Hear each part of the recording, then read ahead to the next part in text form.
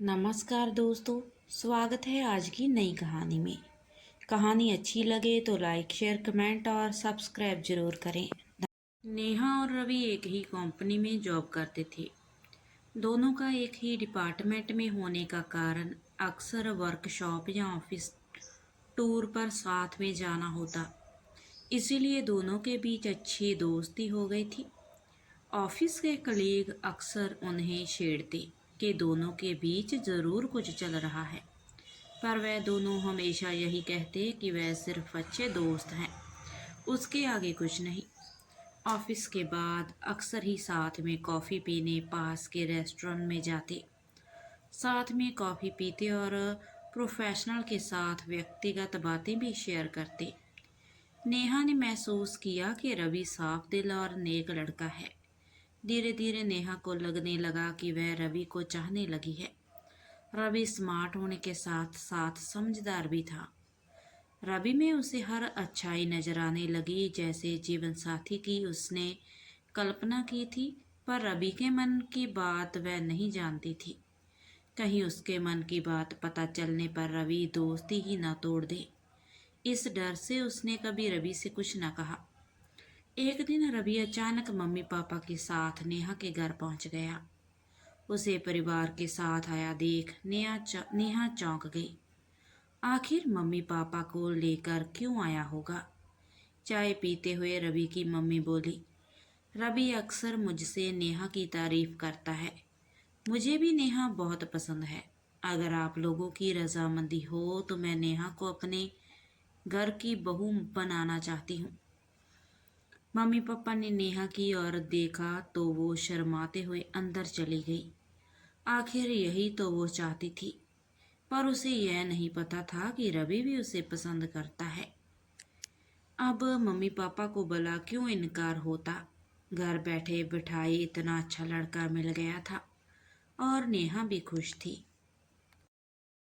अगले दिन उसने रवि से कहा, तुमने कभी मुझसे अपने मन की बात नहीं की और सीधा रिश्ता लेकर आ गए।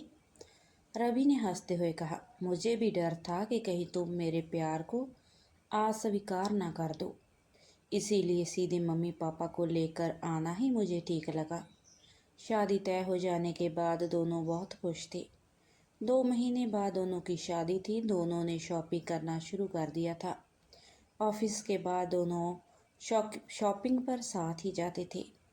एक दिन नेहा ने ऑफिस जाने के लिए स्कूटी से घर के कुछ दूर ही निकली थी कि पीछे से आ रही बस ने उसे टक्कर मार दी। नेहा उलझकर दूर जा गिरी और बेहोश हो गई। जब होश आया तो खुद को आईसीयू में पाया।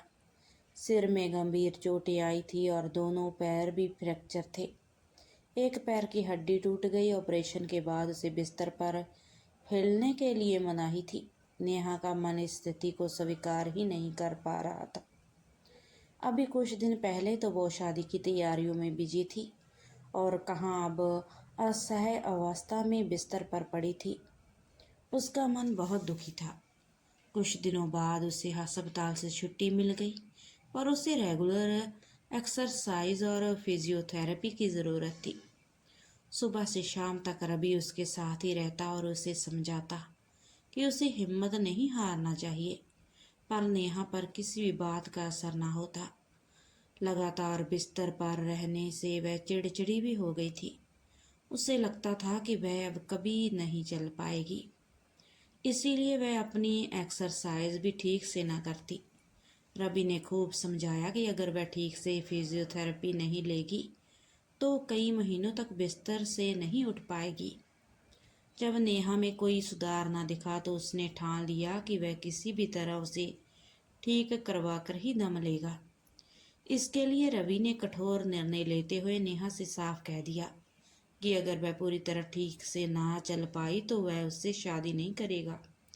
वो किसी अपाहिज लड़की से शादी कर अपनी जिंदगी खराब नहीं करेगा। नेहा ये सुनकर शून्य हो गई।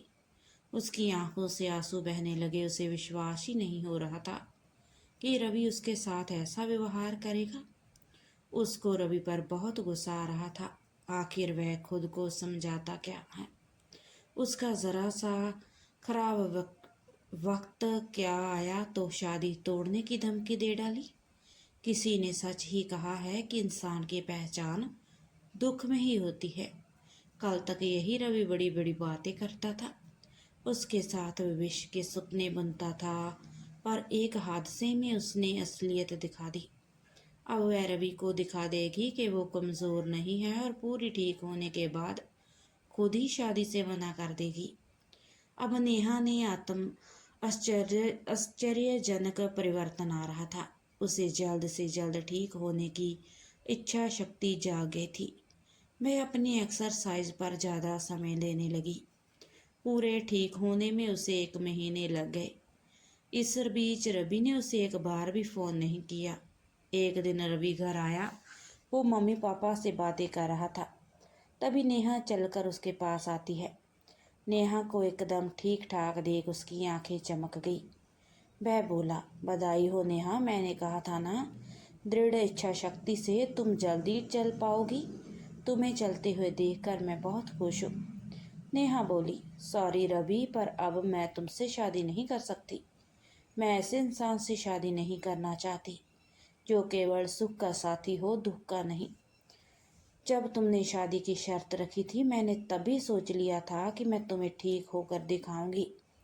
रवि कुछ कहता उससे पहले ही नेहा के मम्मी पापा बोल उठे, नेहा, तुमने रवि को गलत समझा है। रवि कभी तुमसे शादी नहीं तोड़ना चाहता था। इसने जो भी किया तुम्हें प्रोत्साहन देने के लिए किया था।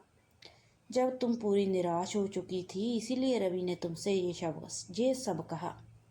यह सब उसने हमारी सलाह से ही किया था। रवि रोज रात को फ़ोन पर हमसे तुम्हारा हाल चाल पूछता था। उसने तुमसे कोई भी शर्त नहीं रखी। रवि ने जो किया तुम्हें प्रोत्साहित करने के लिए किया। रवि तुमसे सच्चा प्यार करता है। नेहा एकटक रवि को देखे जा रही थी। उसकी आंखें भर आई। आगे बढ़कर उसने रवि को गले से लगा लिया। दोस्तों, यह तो सच है कि इंसान की पहचान दुख में ही होती है। यदि कोई दुख में हमारा साथ ना दे तो हम उससे दूरी बना लेते हैं, पर हमें किसी की वास्तविक स्थिति जाने बगैर किसी के प्रति अपने मन में गलत धारणा नहीं बनानी चाहिए। हो सकता है कि सामने वाला भी उस समय किसी विषम परिस्थिति से गुजर रहा हो, जिस कारण वह हमारी सहायता नहीं कर पा रहा हो। नमस्कार।